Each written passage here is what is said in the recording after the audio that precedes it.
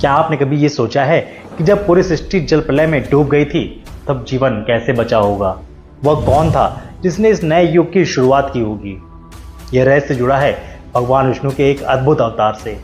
प्राचीन काल में धर्मात्मा राजा सत्यव्रत मनु नदी किनारे तर्पण कर रहे थे, तभी उनके कमंडल में एक छोटी सी सुनहरी मछली आ जाती है।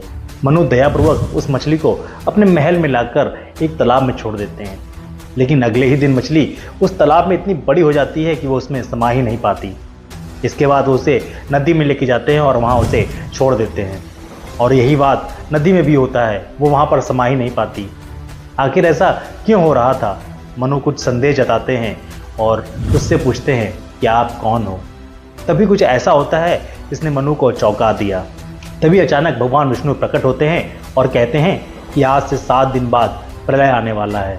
मैं इस सृष्टि की रक्षा के लिए मत्स्य अवतार में आया हूँ।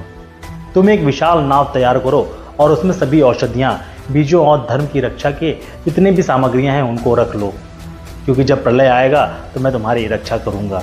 और 7वें दिन बाद एक भयंकर जल प्रलय आता है। चारों ओर सिर्फ पानी ही पानी था, पूरी पृथ्वी डूब चुकी होती है।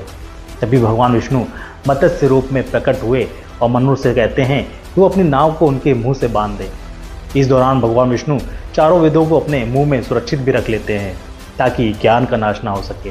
जल कुछ कम होता है तो वो वेदों को ब्रह्मा जी को सौंप देते हैं, जिससे सृष्टि का पुनर्निर्माण हुआ था।